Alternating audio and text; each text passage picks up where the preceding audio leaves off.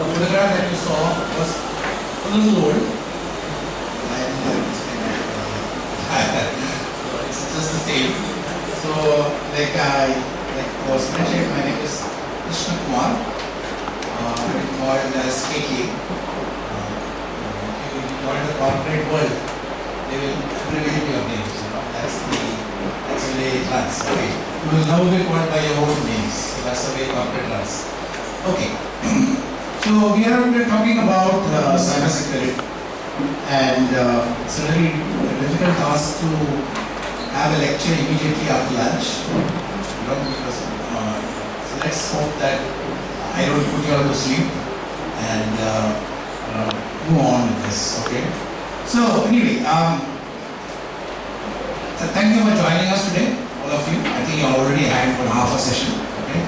And so we're going to cover today the evolved landscape of cyber security and what are the industry practices that are available. Okay. So it's the industry. When you talk about industry practices, there isn't anything like you got to do A, B, C, D. Okay. There isn't no such rules, no such regulations. Okay.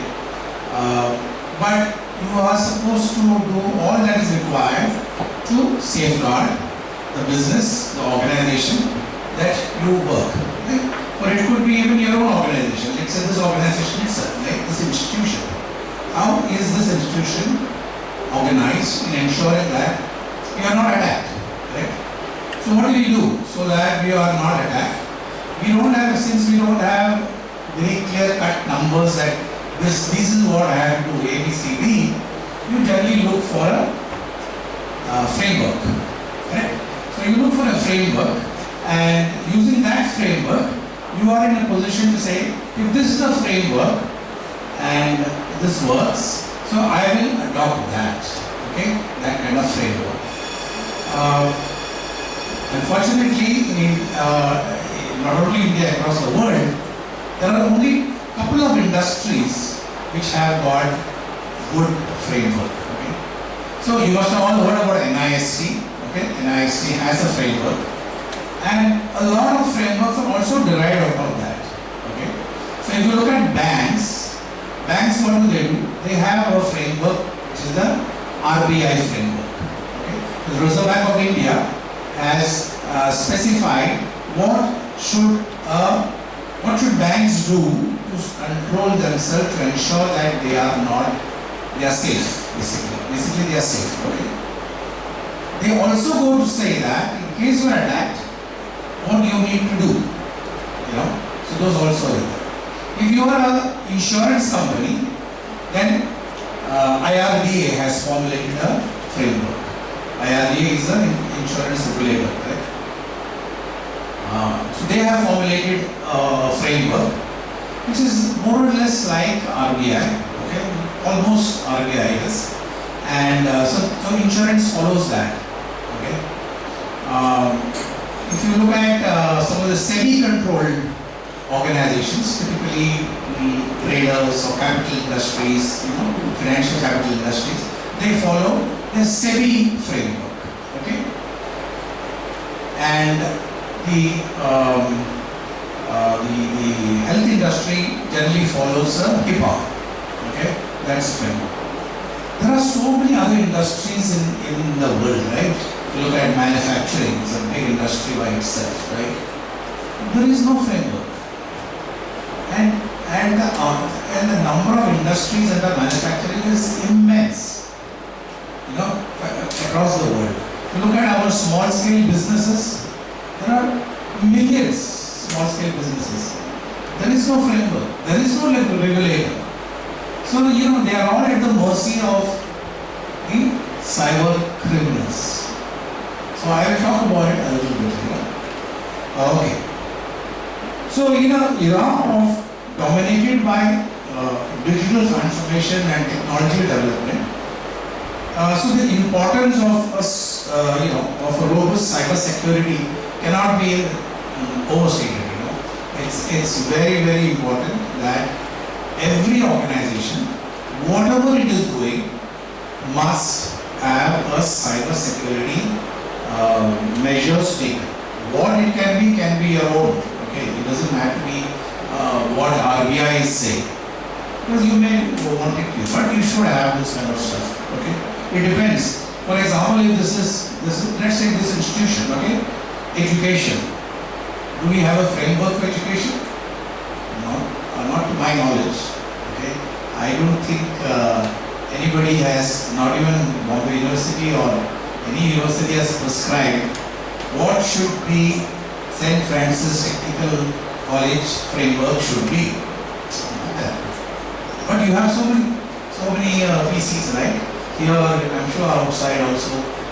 What are the standards? Because we are talking today of standards, okay? Industrial standards, industrial practices.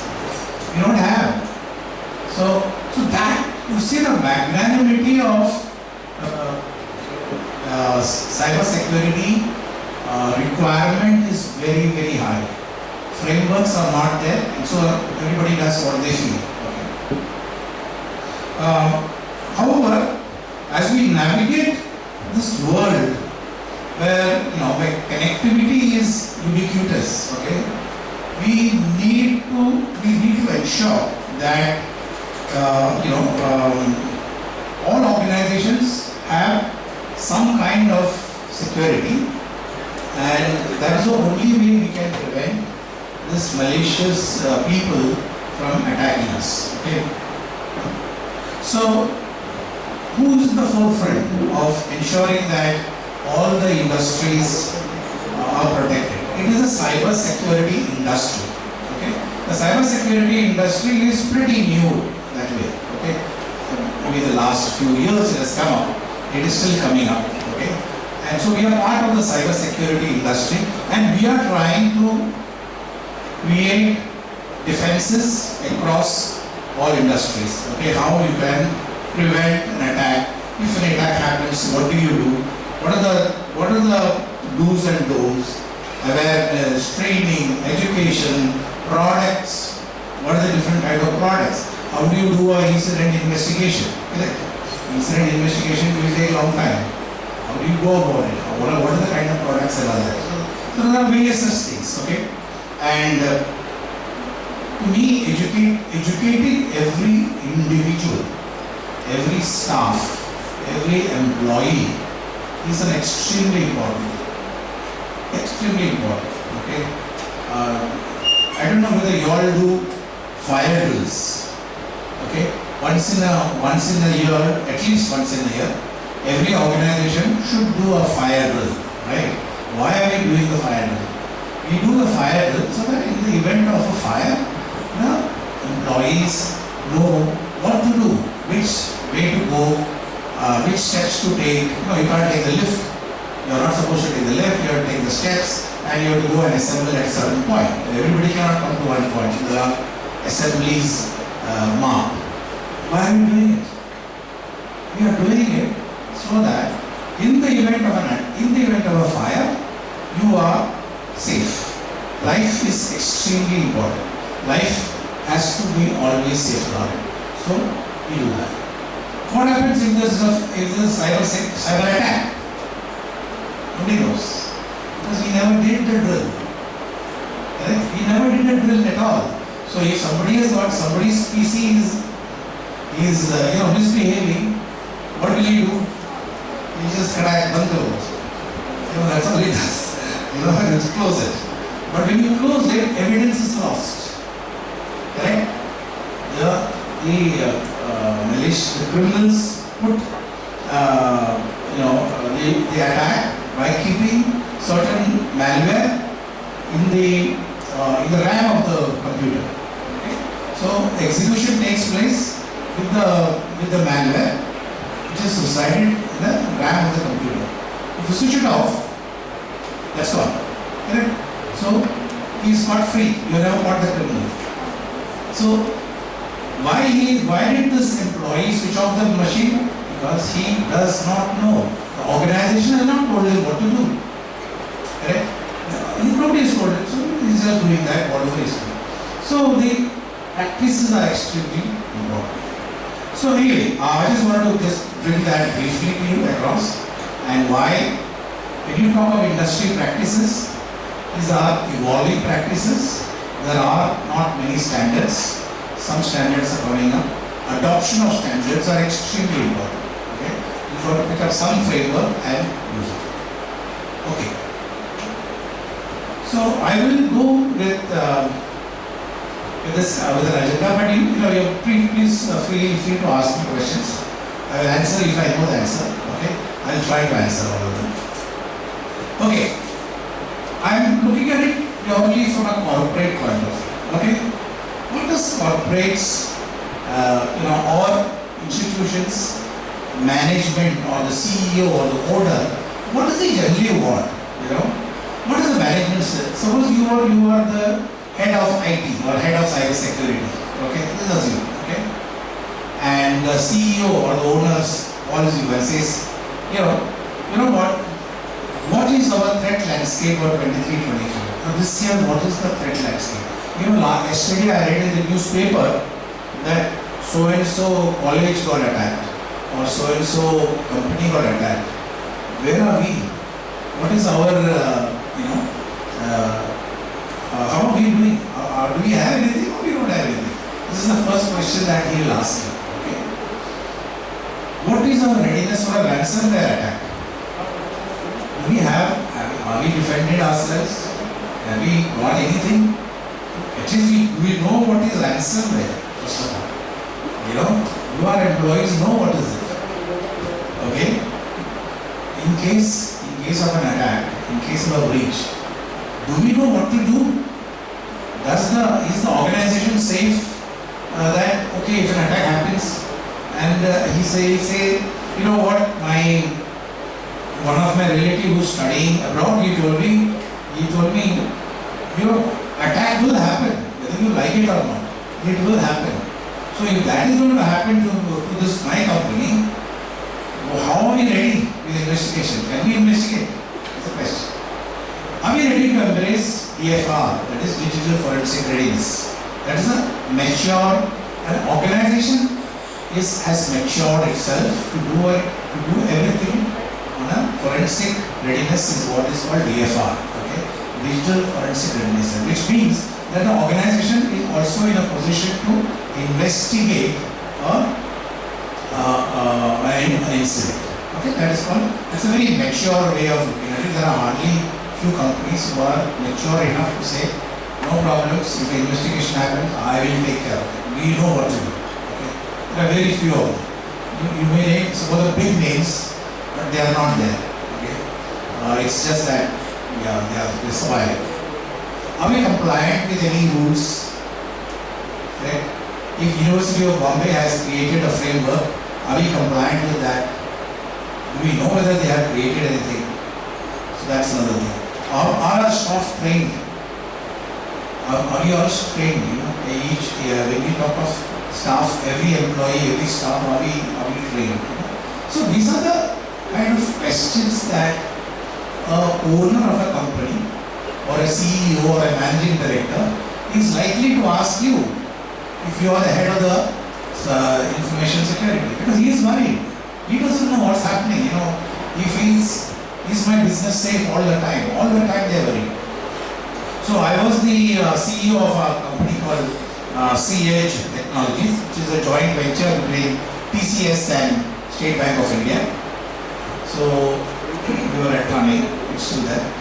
So one of my biggest worry was this. After leaving office, what is happening in the office? You don't know. We have 180 banks, 180 banks doing business with our core banking system. Okay? And we should run all the 180 banks, end of day processing, interest calculation, loans calculation, FD calculation, everything we should do for the banks. What if somebody attacks and I'm not able to calculate the interest? Serious trouble. Serious trouble. I would sometimes lose my sleep. So like 31st of March, right? This is the last day, as you know. 31st of March, we have to do that. And 31st of March is the day when there will be more transactions. You know, a lot of people will do not more transactions. So when you have to close at 6 o'clock in the evening, they say, no, we khula rakho. We all dal hai transaction, all dal hai. So that will go up to 9 o'clock, 10 o'clock. Okay? So massive. If you look at State Bank of India, okay? Do you know what is the number of transactions that State Bank of India does in a day? Any guesses? What is the number of transactions they do in a day? Okay? Anybody to guess? Make a wild guess? 10 million. Huh? 10 million. Okay, just 3 times that. That's the kind of transactions. In a day they make 30 million transactions a day. Now imagine 31st March. It's crazy. It is just crazy.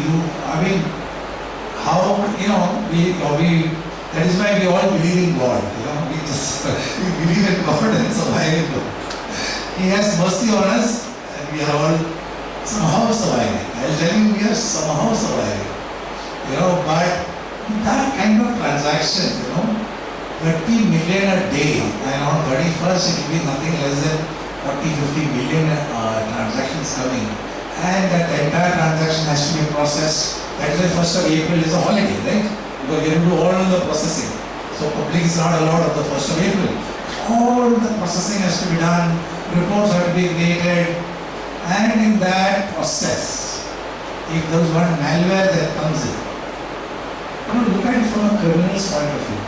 What a beautiful opportunity I have in State Bank of India or Bank of Baroda or any bank. What an opportunity I have to make money. Hit this bank with a ransomware and say, boss, I have locked your computer. Pay me, 20 bitcoins. That's all. I'm asking you to pay me 20 bitcoins. Just pay me that. Okay, 1 bitcoin, as you know, is around, I think, today is what, 16 lakhs? 34 lakhs? Yeah. Okay, 34 lakhs is 1 bitcoin. Okay, so State Bank can easily give that. Like that. So, there is a great opportunity for criminals. That is why in a day, today, these days, there are 300,000 malwares being created every day. Okay, that means criminals are creating programs for attacking.